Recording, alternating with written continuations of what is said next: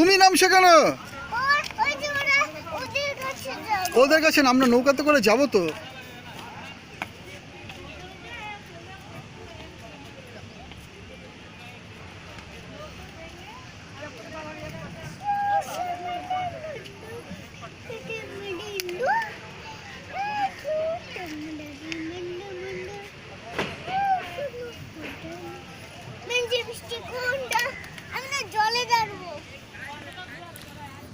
কোথায় যাবো?